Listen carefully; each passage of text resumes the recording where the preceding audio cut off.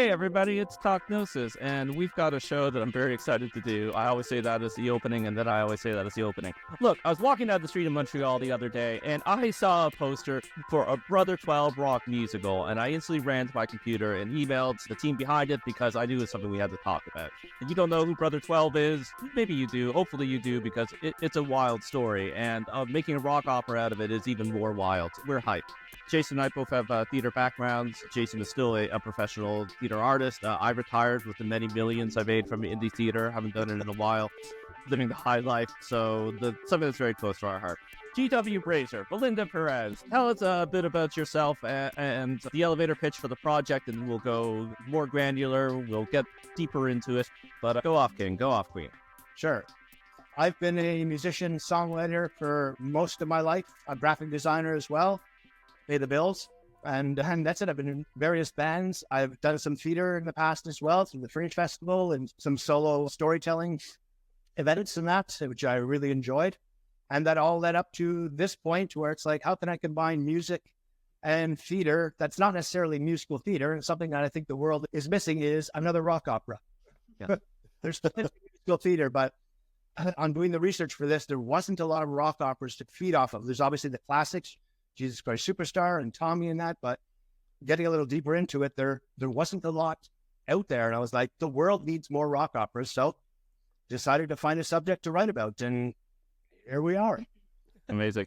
And Belinda, who are you? Just briefly. That was a great, actually, jumping off point for me. I've been friends with GW for about 40 years now, or almost 38 or something. We're not doing anniversaries, and saw him at a party, and he said he said this exact same thing to me. He said the world needs more rock operas, work on a rock opera. I'm not a musical professional. I'm not a theater professional, but I am very passionate about both of those things. Have gone to see a lot and have supported all of GW's projects over the years. And I thought I could maybe work with him to help him put this thing together. So that's why I'm actually a lawyer and a former graphic designer, but I'm actually co-producing and directing the show. GW. Hey. Oh, cool. Okay, very cool. Another tougher question than summing up your entire life story in a couple seconds is summing up Brother 12 in a couple seconds. Because again, I will repeat what I said at the top of the show. It's a wild story. But again, if you can give us the overview, the elevator pitch, what you say at a party when you're telling people, hey, I'm doing a Brother 12 rock opera. Who's Brother 12? Here it is in a couple of minutes. I didn't know who Brother 12 was before I started this. Turns out he was born Edward Arthur Wilson. He's a British mystic who traveled the world studying various global religions and that. He wrote for various occult publications. He became a student of theosophy, and that's when the voices came. And that's when he decided he has to save the world and start this whole journey of starting a colony in British Columbia in Canada. He moved to Canada and the West Coast and started a colony, promising to save the world from imminent destruction. Many of the cult leaders do, I assume. And this was back in the 1920s, and the world didn't end. So I guess he did it. So thank you, Brother 12. He's a Canadian hero, really. So yeah, he should be on the money. So you mentioned the wanting to do a rock opera and how there's a need for more rock operas out there. So how, why, when, Brother 12? Did you have a vision of him at night? Did you start hearing the voices? Where for a topic did Brother 12 arrive? I wanted to do something that, being Canadian, I wanted to do something with Canadian content. I want to explore Canada's history a little bit.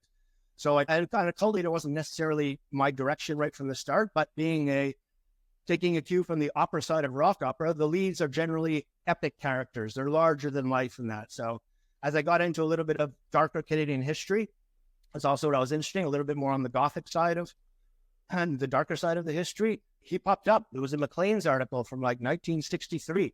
And I started reading and researching that, and it's just like, this is perfect. A twisted cult leader from the 30s would be a fantastic lead for a rock opera. With music that's inspired by the 80s, which is where Gary and I take our musical influences from.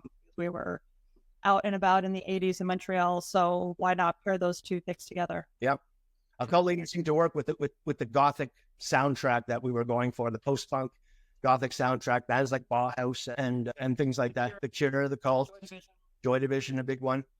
So that all seemed to blend in pretty well with our vision of how we wanted to portray this kind of darker side of Canadian history. Yeah. And it's also what I'm most familiar with. in terms of songwriting, that made sense to start from that foundation. You're going to write a jazz soundtrack or anything at this point. 80s stuff, and we'll be fine. Yeah. Oh, sorry. I was just going to say, Jason, that was my next question. What's the inspiration for the music? But I'm really happy to hear that it's 80s goth, 80s dark wave, a great genre. And as you said, it works extremely well with the topic, as people are about to find out. But Jason, please, you were going to say something. Yeah, I was going to ask, so you've already got the musical area that you want to stay in and work in, and then you find Brother 12 and you're now trying to combine these things. Was there anything interesting that happened out of that specific thing? You're like, oh, wow, this bit of Brother 12's history is actually particularly well suited to this particular kind of like riff or ballad section or that kind of thing, if you're finding that the artistic form was responding to the subject.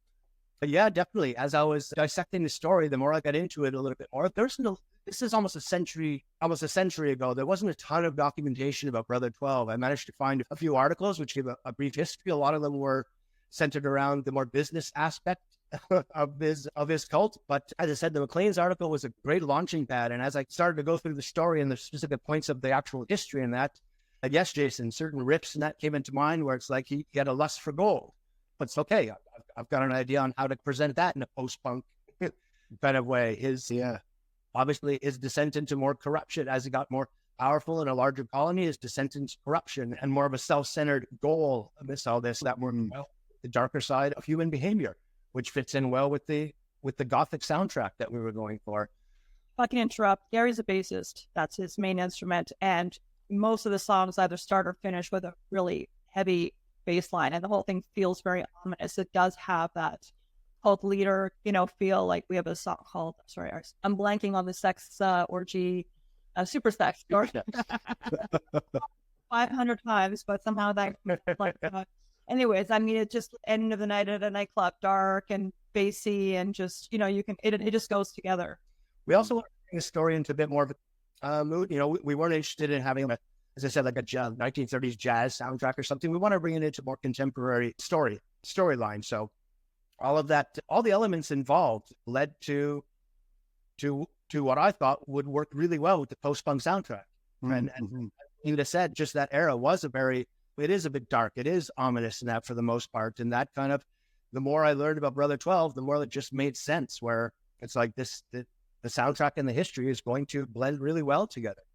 I always have ideas and riffs in my mind. I don't know, Jason, if there was any specific thing that launched a particular song, but again, as I was dissecting the story, it just made sense. Okay, this one's going to have a bit more of a celebratory new wave feel. This one's going to have the darker, really slow gothic kind of feel. Yeah. More moods came about as I was discovering this and putting together the story. That's really cool. It, like, in a lot of ways, that that initial impulse to adapt this kind of continued to pay off. Like, the more research you did, yeah. Absolutely. It's all made more and more sense as I dug deeper into it. Yeah. The decision to go with that musical style, and that it all made sense. There was no regrets. So I'm about to ask, not if there was any regrets, but if there was anything, like, if there was any particular part of the process where there was a bit of a stumper, like, how are we going to adapt this part? Or is there like, say, like a cultural thing from the 20s that, it's important to the story, but it's hard to convey, if that makes sense, if you're not getting into the history, if you're not trying to be realistic to the period, if that makes sense? It obviously went through quite a few rewrites, and even after the first couple of shows that we presented with it, I wrote a few new songs to fill in a little bit of the blanks in the story and get the idea across a little bit more. But as I said, we wanted to bring it into a bit more of a contemporary mindset. So there wasn't really many stumbling blocks of how would I musically express this thing. And being a cult, there's a lot of modern applications to a cult leader, and that, as you can see in politics and celebrity and all of that right now.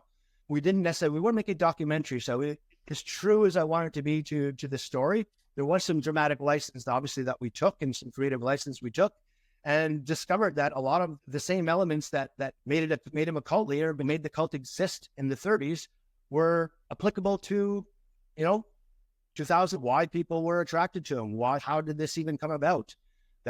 Everything was happening today. As I said, through politics, through celebrity, through social media.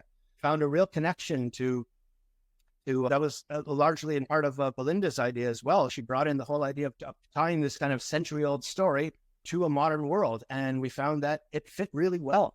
For example, like our background singers are called followers, right? And Yeah. this, right? Facebook follow, Instagram follow, everyone's a follower. It's, okay, this is just obvious, right? This is who's following and how you could follow anyone, because we take it, as GW says, he actually did stick with a lot of main key elements of the Brother 12 story, but there's like a trial that we don't portray that in the show at all. We just completely ignore that. And I don't want to give away the ending, but the ending isn't exactly what really happened. We have to finish the show, so we couldn't. And as I said, wanted to make it a good show. Yeah, there's some creative and dramatic licenses, but we kept the key points of. We wanted to stay true to the actual history of it, and so we kept a lot of key points that people can, if they listen to the album, come see the show, they will get the story of Brother 12 for sure. But we combined a few elements and brought them into the modern world a little bit more.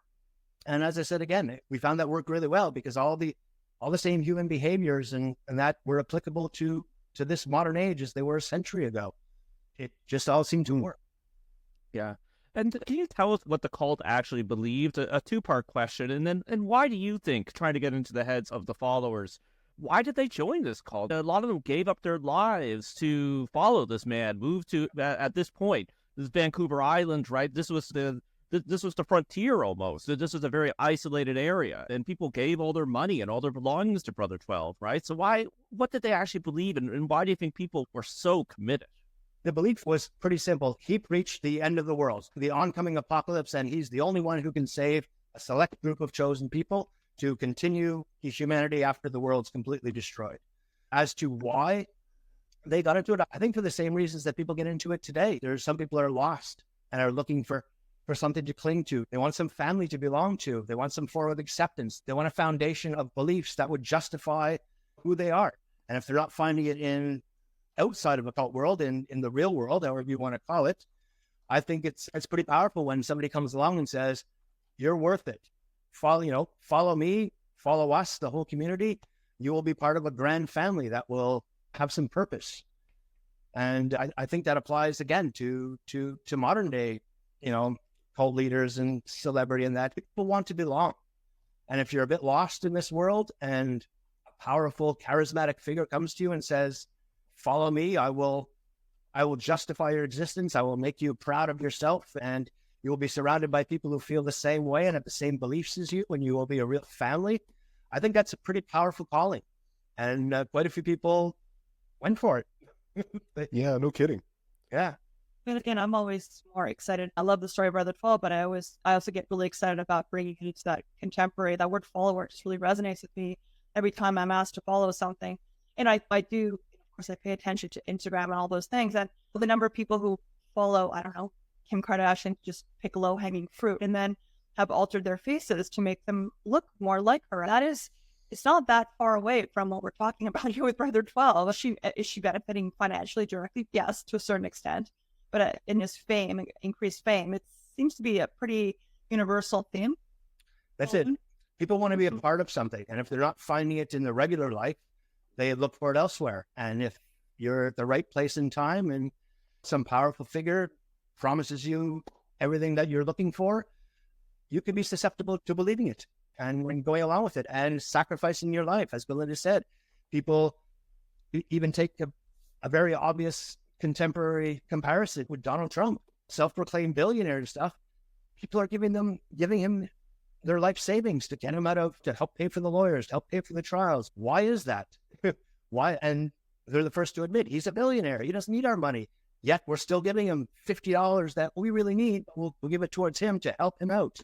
And I think that's all part of they're doing it to be part of a larger idea, something grander than just themselves. And through the echo chambers and the media, they feel justified in that. They do feel a part of something. So they're willing to make those sacrifices, even if it goes counter to what's beneficial to them.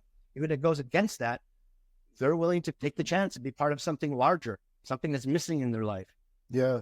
Yeah. I think that's a really good example of how, because I think you're right. It's been pernicious throughout history of people taking advantage of this, the power of fame. Was it with Brother 12 specifically? I don't know, maybe this is impossible to answer, but was he always someone who was looking to gain power, or was there anything around like having an actual maybe mystical calling, and then I think earlier you mentioned a descent into corruption. Was there a at least ostensibly a more noble idea that then turned into, oh wow, it turns out I can actually make a lot of money from this? I think he did start out with the true idea. He did hear the voices. Again, being a student of theosophy who believes in a universal soul, on the slightly more esoteric side, a brotherhood of ancient Egyptian spirits who control the universe, and particularly the earth, and how world history is going to unfold. And as I said, he was a student of the occult. He wrote for various different magazines and stuff. He may have had a bit of an ego to start. I think any cult leader needs that foundation to even move forward. But I do believe in the beginning, when he heard the voices, it wasn't just a pyramid scheme right from the beginning. I do believe he was genuine in trying to save the world. He believed he was the chosen one. He believed he was the 12th brother in this celestial brotherhood. Right? He felt very proud to be chosen as an earthly conduit for this. Mm-hmm. So I started off with honest intentions. And like many people, be it not just cult leaders, be it CEOs, billionaires, and that, once the money comes in, once you see people are listening to you unequivocally, they are falling at your every word. I do believe in the cliche that ultimate power corrupts. And once you get to that point, I believe he may have shifted to, I want to save the world and all, but damn, all this money and gold is pretty fine too. I'll just start focusing a bit more on that. And as I said, he had some rich American investors that were also pushing that side. I don't know a lot of their history. Some of them were probably believers and as well, but I can get a sense more. They saw the potential in exploiting and extorting people who were actually believers. They set up the Aquarian Foundation to funnel the money however legally they can through all the followers and that. There was definitely a business side almost from the beginning that was set up. We do present him that way. We do try to show it starts with him hearing the voices, and the first song, Message from the Masters. And I bought this book. I think it's John Oliphant, the guy who's the expert of Brother 12. I think the one book that I'm aware of that's available. And I can't say I read the whole thing, but I skimmed it. Mostly to fact check what Gary at GW had put in the rock opera, and it's actually all there. I was thrilled to see. But yeah, they talk about whether him hearing voices and this question of whether he actually heard them, whether he thought he heard them, whether they were coming from outside or whether they're coming inside his own head. But I think it was an honest belief on his part that he was hearing voices. Now, if he went bad after, that's a different thing. He definitely went bad after that. Yeah, but I think legitimately he actually believed it for some period of time. So we do try to portray that side of him before he turns. Yes, interesting. He wrote about the occult in various world religions and that, and again became a student of theosophy and that, which was started by Russian woman Helena Blavatsky, I believe. And so that was a hard one to get out. That's it. You're on the right show when it comes to referencing occult subjects. It's not hard to believe that he did actually believe in this at the beginning, and then, but as I believe power corrupts, and once he had enough followers, and once the business side really became established, and you saw the money come in, I think that kind of overtook the actual reasoning behind why he started this whole cult in colony, and what he was going to do with it. Yeah, you mentioned extortion, and it's thought that he may have used early recording technology hidden in people's rooms, and that he'd have their secrets, and he would tell them that he had their secrets, and he'd be like, "The spirit gave them to me." Yeah, because you'd overhear them talking about things. But on that subject, can you, without giving out any spoilers or your take on it, can you tell us a bit more about Brother 12 and what happened with his colony, and, some of the plot points that are hit upon it in the rock musical, what it covers, just for people at home who probably have no idea about him, but they, fascinating figure. Hopefully this you'll go see this rock opera, you'll listen to the soundtrack online, and you'll be inspired to read the Brother 12 book or move to Vancouver Island and start a new commune. I don't know. But GW and Belinda, if you could tell us a little bit about that. Sure. After he heard the voices, he moved to DeCourcy Island. That's where he chose to. Not really sure why he went from England to, but as you mentioned before, probably because it was remote, they could get away. There was also a bit of a military aspect to it as well. As the colony was being built, it was very much a fort as well. He was protecting himself from the outside world, protecting his followers from the outside world. So there was an element of armament involved too, that there was going to be a potential ensuing battle with people who may disagree with them, or just the oncoming apocalypse in general. So yeah, he built that up. The colony began to expand as he got more rich American investors to participate in that. that's when it became a little bit more than just a spiritual kind of side of things. Just in terms of the link to the rock opera, we're talking about House Rules is one of the songs, which is a bit tongue-in-cheek, House Rules, and the rules are submit, comply, and obey. 3 easy rules. So, I mean, it's got that sort of spirit, right, to it. So that's a militant. I think that's a bit like the very militant aspect. Yep. And Gold Mine, right, where we start talking. Gold Mine was his lust for gold, you know. We took a couple of his famous catchphrases. I'm not a person, but a power. He mentions that in some of the writings when he was challenged on either by the Aquarian Foundation, which were the business investors, or by the followers themselves. He justified it by saying religious leaders, spiritual leaders they follow a different set of rules than you do. I'm not a person, I'm a power.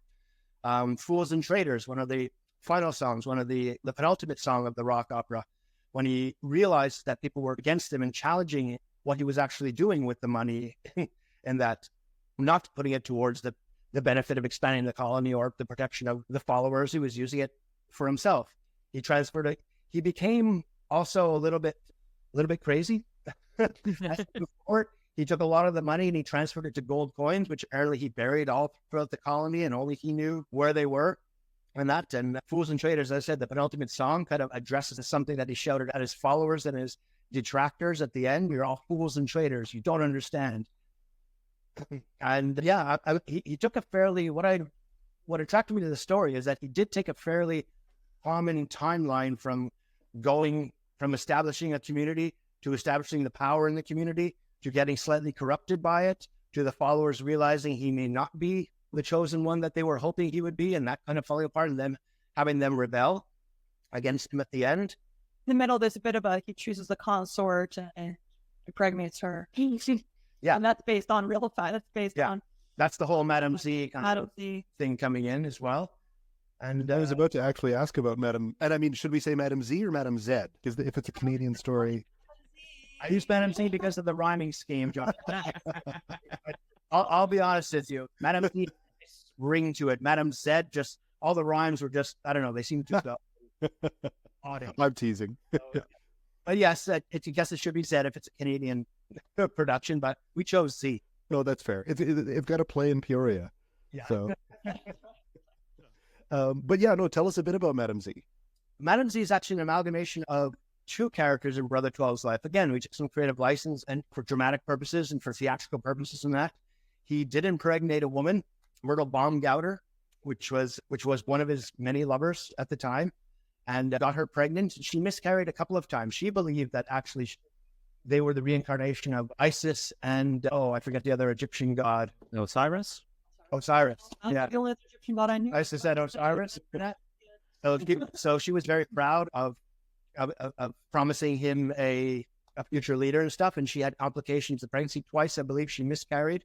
So Brother 12 being Brother 12, he abandoned her, which he did to his early wife before all this started. He had a wife and children as he was traveling around the world as a soldier in the British Navy, and he abandoned them to go back to England and just start his own life again. So he abandoned Myrtle when she miscarried and stuff, and she was of no use to him anymore. And in pops in Mabel Scatawe, I believe her name was. And she was a bit of a sadist.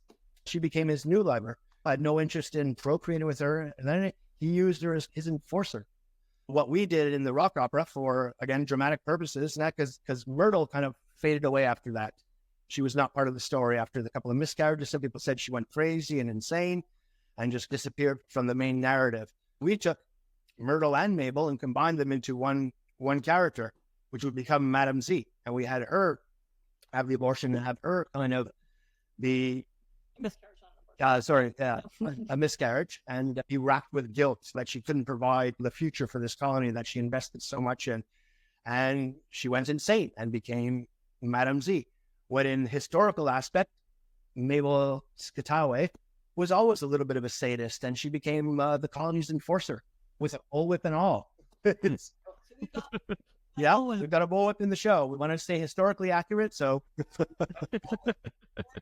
Incredibly talented singer with a master's of music, an opera singer who plays Madame Z. Oh, wow. Yeah, she's amazing. Gold got the jacket, she's got the bullwhip. She's on stage. So come up. Oh my God. See her in the zone, whip zone. Yeah. So Madame Z was essentially his enforcer. mentally and physically. She would drive the followers to exhaustion, and ultimately to rebellion, where they started to question, like, what's going on here? And we were supposed to all be a universal soul, one big family. And we have this crazy man who's off doing drugs and having sex with whoever over here. And we have this sadistic mistress who is essentially whipping us into physical labor. That. So that was it. Madame Z in our production is an amalgamation of two of the more important women in his life. Wow. Yeah. Wow. I think we hit all the major points I wanted to cover, but Jason, do you have some follow-up questions, some more things that you wanted to talk about?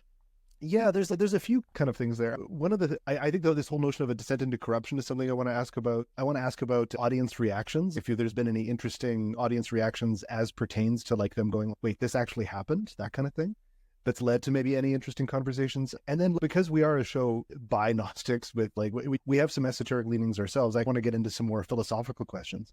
But the first question I want to ask right now is actually, I'm getting a lot of Aleister Crowley vibes here, and I hope I don't anger any Thelemites who might be watching the show. But was Crowley aware of these guys? Were these guys aware of Crowley in any way? I'm just thinking of charismatic leader, Egyptian influence, a lot of mistresses, a lot of attempts to gain financial power. There's more than a few connections. Yeah, for sure.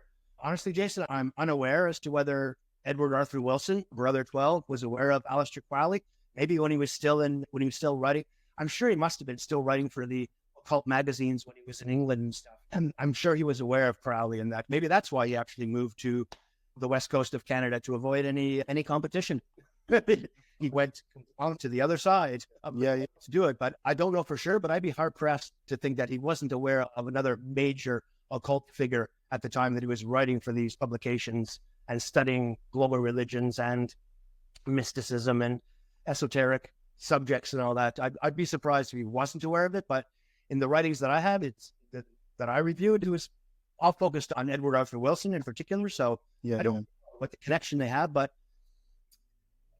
judging from the people who are investing in the Aquarian Foundation, Brother 12's kind of colony in that, I'm sure there was some overlap between the people giving Crowley money and giving Wilson money, and that all towards the same goal of, I'm not actually sure of their goal, but was it the world or was it to enrich themselves? It's maybe a little bit of both. But there was what was I going to mention? It'd be interesting to see as a research project, maybe I'll take this on some days to see if there's a smoking wand out there, a cease and desist letter from the Thelemites to him, and he's okay, maybe I better get over to Canada where there's less.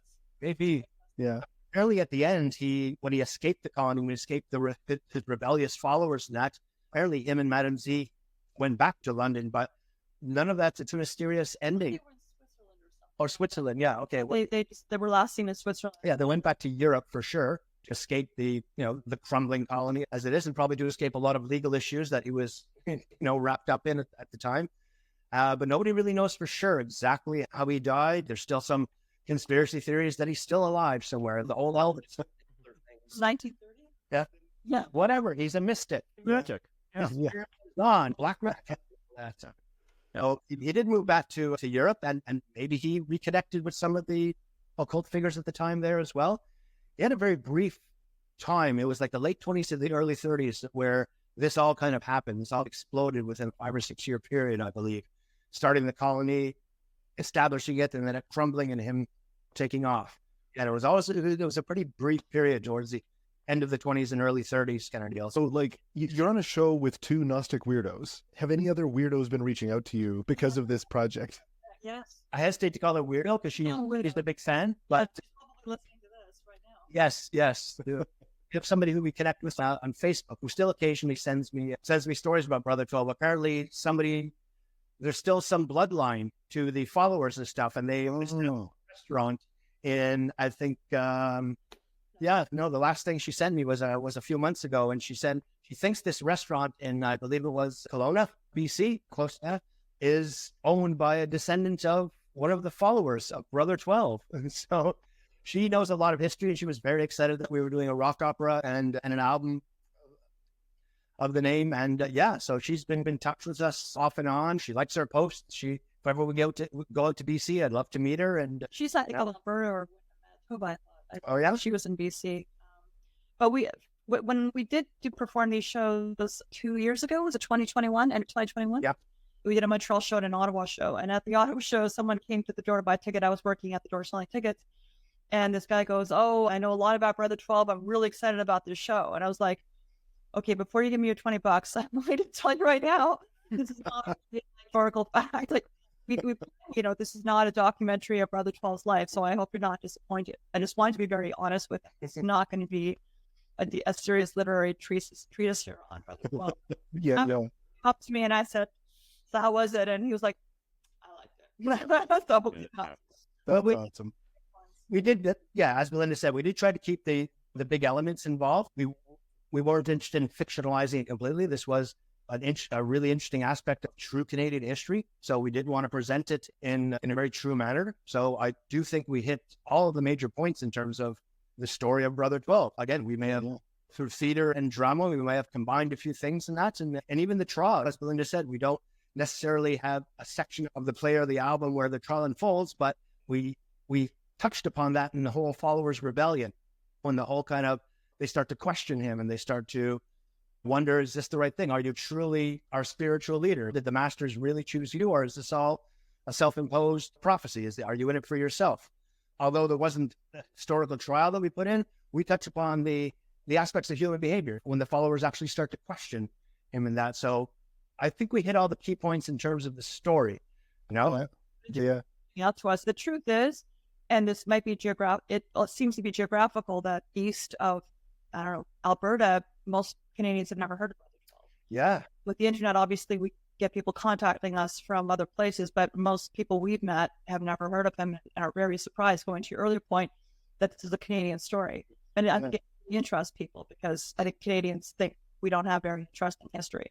We don't have those big, larger-than-life characters that we see in other countries, from other countries. So I think they like it that this is actually Canadian.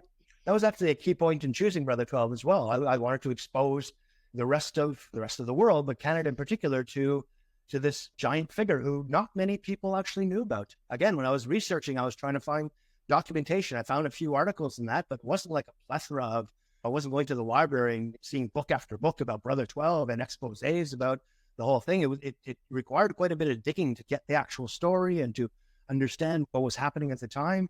And a large part of choosing this as subject matter was to bring it to the rest of Canada, to show them it's like, this happened. This is part of our history. Quebec had its own kind of cult leaders at the time, the Raelians and the Officiaux and stuff. We were focused on that. That was a little bit more 60s and 70s, but definitely a strong reason to choose this subject matter was to spread the history, be it dark or otherwise. John, I was just going to say, next project should be a Raelian rock opera. I'd love to see that. But it also it's a story that's it's hard to make it boring. So I know you had to make some dramatic changes, which you're always going to do when you're adapting something for the stage, right? But I think people are going to be thrilled when they see it and check out the album. But Jason, what were you going to say? I've just got a couple more questions, but I wanted to if you had any stuff that you wanted to follow up on before I dove in. Jason, if I was a better podcaster and wanted the show to do better, I should have just opened up, and this is not a question, I should have opened up with tell us about the sex and drugs and orgies. But we kept that to the middle and the end. But so please, Jason, please, that's not really a question. Yeah. It is the leading question, I would say. And feel free to maybe dive into some of that with some of where I'm going to go here too. But earlier on, we talked about this notion of descent into corruption. And one of the big things about, I would say, John and I are in the world of Gnosticism, probably a little more soft, true Gnosticism, where we're not as much going to tell you that the world is going to end, and we're not going to be as apocalyptic as some of the other sources you might find out there. If people want to give us gold for us to tell them that, I'm all right. So if you have the sex and drugs, give me that as well. I'll tell you the world's going to end. Well, sorry. Yeah. We'll take anything but Bitcoin. But no, I'll take the Bitcoin. John will take the Bitcoin. But one of the big things about a lot of Gnosticism, and I think why it appeals, is that it answers the problem of corruption in the world. It goes, the world is corrupt because it's a fallen place and it's further away from the divine, and so that's why things suck here. And if you do the right work, and depending on which system you follow, these things, like, you can transcend or leave or escape or whatever. I don't subscribe to as much of that, but that's kind of part of the overall narrative.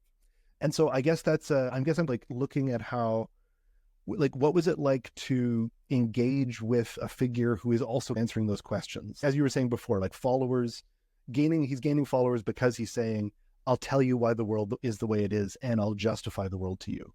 Like there's a thing in theater I find when we're working with a character that is not nice, but we have to represent them honestly, not because we agree with the character, but because you need to do that for the character to work on stage, if that makes sense. So yeah, I guess it's more philosophical. What is it to go into that space of answering this worldview of corruption? I always think of it when people talk about that. I always think they don't necessarily fail to mention, but it's not something they question. Is just basic human behavior. He was a drug addict. Some people claim he was a sex addict as well. And that led to some of his early complications where his investors would be, what are you doing here? How are you spending your time? How are you spending our money? He had a building on the Corsi Island called the House of Mystery, which nobody was allowed to cross the threshold and only he was or whoever he would allow in. And it was essentially a drug and sex den. There was nothing mystic going on about it. It was all to fulfill his own pleasures and desires. That's not what he obviously said to the followers, and that it was all, for the greater good and that. But I think human behavior comes into play where we do get addicted to things. We do lose control sometimes. As pious as you might claim to be, when you're flying on opium and heroin, it's like you're in a different headspace. So you make different decisions in that. Mm-hmm. And when you have people who are essentially falling at your feet and telling you everything you say is fantastic, is perfect, that also gets to your head, and you start to think a little bit differently. You start to become part of the problem, I believe. What you're preaching against, the world is corrupt, it's terrible. I will bring you out of that. As soon as I have a shot of smack and finish the orgy, we're on it. I just need to clear my psychic envelope here. Essentially, that was the excuse, and I believe that's the excuse still to this day. How many cult leaders, religious leaders, celebrities, politicians get caught preaching one thing and do completely the opposite? Oh yeah, it happens daily. Why is that? Because it's human behavior. We are humans. There's an imperfection in what we strive to gain out of this world, and as lofty and pious as we'd like to be in terms of having all the answers, it still comes down to flesh and blood. We are subject to the same kind of desires and corruptions and that as anybody else. I don't think there's a Jesus in the modern world where there's a true kind of, I am absent of sin. It's the deeper you get into whatever avenue you're falling down, I think the more you struggle with your own desires and that, then what you preach is not necessarily what you practice. Yeah. I think that's pretty common. Absolutely. I think that's a great way to, I think, tie in a lot of the stuff that we've been talking about here. Because I'm inside our Gnostic world. I find I'm probably one of the more, I wouldn't say doubting, but one of the more questioning folks of just about any worldview that is presented. I'm always like, but is that the whole thing? Is that the whole truth? And I think I always find that to be healthy, but I do notice, I think that there's always this craving for answers, and then as you say, like this sort of turn towards the power that giving those answers provides. Yeah. And I think we see it now on a lot of people, influencers who are creating content based on what they know will aggravate and validate their followers. Absolutely. Which goes back, I think, to Belinda's point that she mentioned at the beginning. Just also talk about, we've had two different people play Brother 12. The cast is, we have 3 members of the band, and we have 4 singers because we can't have 30 people or whatever. Yeah. When GW first talked about he wanted like a dozen singers, I was like, okay, now. Until limitation. Like 3, and we'll just go from there. But anyway, the person who plays Brother 12 really carries the show, right? It's called Brother 12, and whoever that person is has to really, they do a lot of the singing. 30% of the singing. And we've had 2 different people play it, two for the first time, and now for this couple of shows. And they play quite differently. And like those different qualities that you are talking about in terms of what that leader has to have, it's not actually easy. I'm surprised. It's like this pious person who's actually a believer, and then that's very seductive when someone actually believes something.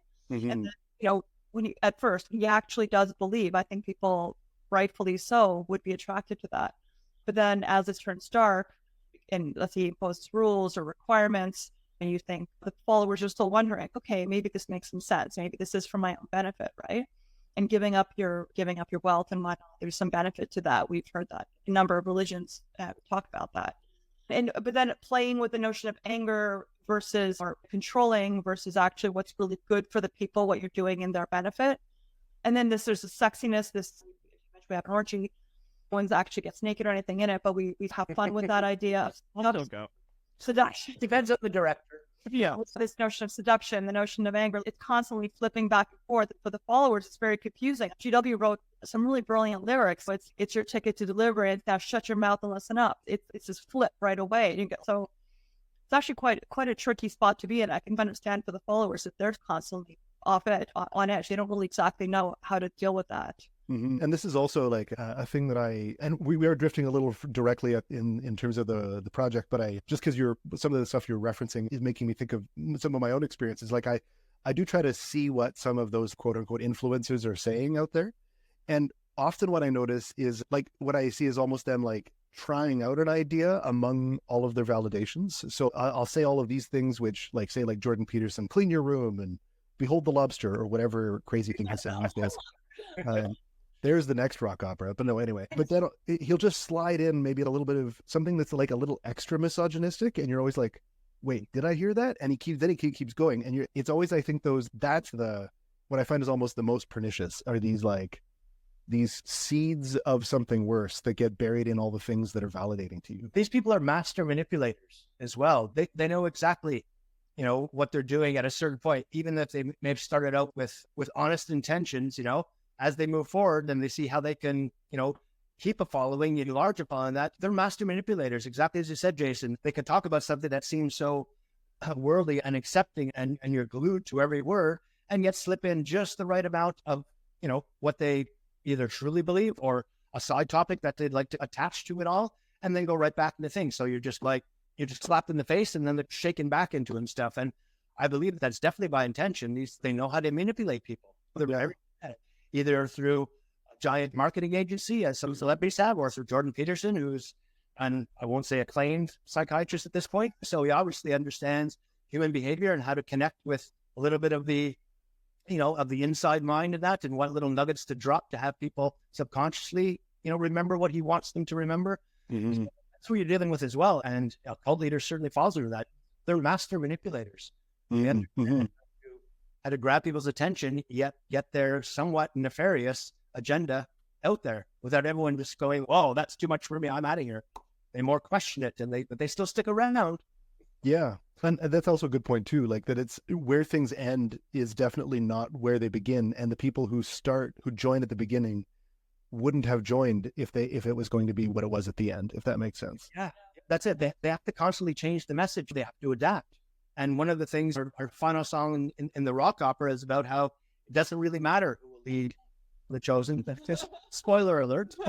But it doesn't really matter who's going to lead. And there'll always be, if some figurehead falls off the pulpit, there's usually someone else who's going to take the place that everyone who followed that previous person was, okay, that didn't work out, but maybe you have the answers to me as well.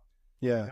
This is true of their history. How many apocalyptic scenarios has there been? The Aztecs have had one. There's been so many end of the world scenarios that have not come to pass. Exactly. There's still thousands, if not tens, hundreds of thousands of people who still believe it's going to happen. JFK is going to come back. Something's going to happen. The aliens are already here. The world's going to explode. And well, it's not 2012 anymore. Let's 2030. Somebody said 2030. Let's make it that. And if that doesn't happen, they don't accept that they were wrong. They just move the goalposts. And if somebody is there to pick up the ball, that's who they're going to attach themselves to as well. Yeah. Oh, 100%. And there are folks inside the sort of Gnostic world and the Gnostic media world who literally prey on that, who like literally are trying to make sure that if it's like JFK or aliens or alien JFKs or whatever's, if it'll get a new Patreon subscriber, they'll set it up. But before I rant too far, the other question I've got is, so you've got this great project. I've listened to the music. It's fantastic. And anybody watching or hearing this now should listen to it. And Jonathan's been putting the thing at the ticker at the bottom there, Brother 12, that's the number 12, rockopera.com. And there'll be links in the show notes and stuff. But my question now, and maybe this like a on the way out question, are there any other charismatic figures that you're interested in doing a project about? Is there any kind of next project on your horizon? Absolutely. Even wanting to stay within Canadian content, I'm very interested in the darker side of human behavior and history. And yeah, there are a couple of ideas. There's Harry Davis, who was a gangster in the 1940s, who was the edgeman of Montreal, who controlled all the vice in the city and had to deal with the police, with the politicians, with the gangsters, with everything, and had to keep it all together. And at the same time, be the figurehead of the leader of all this criminal activity. And that Canada actually has a rich history of bootlegging. Yes. There's a couple, Rocco Perry and Bessie Starkman, who were you could argue, the Bonnie and Clyde of Canada, who in the late 20s, early 30s, when Prohibition hit both Canada and the States, were giants in the bootlegging community and that. And everything that unfolds with that, to the people involved and the politicians and I hope they get on a hit list or anything, but the Brofmans and the Seagrams. These are major historical figures that were involved in fairly nefarious activity in that. And the main thing I like about rock operas is there has to be a grand central figure. So these stories attract me because there is a grand central figure, or the case of the bootleggers too. Although people could argue that Bessie Starkman actually was the brains of the operation. She really was the leader of the whole thing, and Rocco was just more the flashy, shake the hand, make sure everything's okay. But so yeah, I'm interested in the larger than life characters that Canadian history has to offer. And the more you dive into the surface level of Canadian history, they're out there. Oh, totally. Yeah. And I would love to do more stories about them in that, even whether it's in the guise of a rock opera, or I'm thinking I used to do some narrative storytelling as well. And oh yeah. I would love to take the Edgemen or the Bootleggers and do a narrative storytelling. Theatrical was a live soundtrack in that, a little bit different than a full-on theatrical production, but still telling the story of the darker chapters of Canadian history. Totally. There's your title right there. I love it. That sounds like the eventual show cycle once you worked on them all. Like it's the If you're listening, we got ideas ready to go. So Belinda, anything else on your horizon coming up? Or are you going to continue to work with GW on any other projects? We're just pushing hard to get this show done. We have another show in Bolton at Thirsty Boot in July 20th in Eastern Townships, if anyone's there. part of the Sutton Arts Festival, I believe. Yeah. And we'll see. The summer's a difficult time for shows, so we'll see about Oh yeah. going forward. Like I said, I'm a big fan of GW's work. I think it's great. It's worth seeing, and it's been a lot of fun to work on it, for sure. I wonder if I could pull any strings to get you guys here to Calgary. Do it. Yeah. Do it, Jason. Yeah. And that reminds me, if you can give us the full commercial too, because we're going to get this out for the next Montreal show in time. So if you could tell us about that upcoming show, any other shows, if there's any other people who run theater companies or have ideas and want to get this show to your area, then get in touch. But give us the commercial. Give us the sell. Friday, June 21st, the Theatre St. Catherine in Montreal. That's going to be our official album launch. The first couple of shows we did a couple of years ago were to test the subject matter, see if people were interested. They seemed very interested. They loved the show, so we decided to make an album. And on June 21st in Montreal, Theatre St. Catherine, we will be launching that album. And an old friend of mine is now a promoter up in Bolton, Quebec. And as part of the Sutton Arts Festival, he thought it would be fantastic to have a rock opera part of it. So we'll be performing that on July 20th at his venue, the Thirsty Boot, up in Bolton there.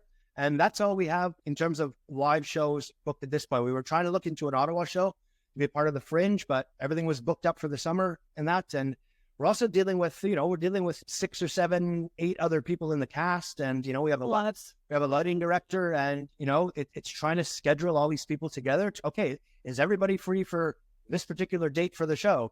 Oh man. Could be, half of them couldn't be. So it's challenging to move forward in a live production now. That's why we're very happy the album's out. The world can listen to it and enjoy it. And we do send out anywhere to any producers who are interested in bringing this to whatever city they want. Yes, it'd be lovely to have some help to make this happen, because I think everyone would enjoy it. I think everyone would enjoy it. And it's quite fun. Like it is a bit campy. It's serious. It's campy. It's got a sense of humor. Music.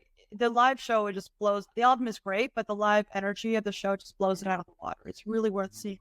It's Jesus Christ Superstar meets the Rocky Horror Picture Show. Awesome. Yeah. That's it. A little hint of Repo the Genetic Opera. Oh, that's that's there too. That's there. That kind of energy and the modern aspect. It's a small stage, and we make it happen. Lots of fun, like props and some simple costuming, but we think effective, interesting use of the space that we have. Yeah, we think it's worth watching for sure. Yep. Well, we'd love to bring it to other cities. That would be a dream to have more of the album's fantastic because globally people can listen to it. But as Belinda said, the live show is really, you get a lot of the kind of what we're trying to do here with the live show. So it'd be wonderful if we can perform this in Calgary, in Toronto. Oh man, I could even think of the perfect venue here. There's like there's an old Legion downtown that like has hosted so many bands that I would. Jason, you know what to do. Years and turning. And the website, as Jason pointed out, is very easy to remember if you're listening instead of watching, but we are going to put all the links down below so you can get in touch with GW and Belinda. And of course, you can check out the music there as well. So brother12rockopera.com. Pretty straightforward, folks. Before we go, Jason was mentioning influencers charging you through their Patreon to give you the secrets of the universe. You can help us by going to patreon.com/Gnostic. We don't actually give you anything in return. That's what just about everybody else who uses Patreon does.